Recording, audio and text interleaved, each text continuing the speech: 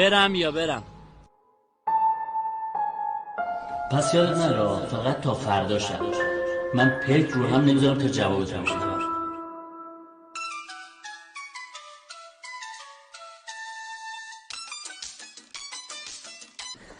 الو جانم. سلام. شما؟ بابا پریم. اوه گوشی. الو چطوری، خوبی؟ چه خبر؟ سلامتی. خب سلامتی حالا ولش مهم نیست. چی شد، فکراتو کردی؟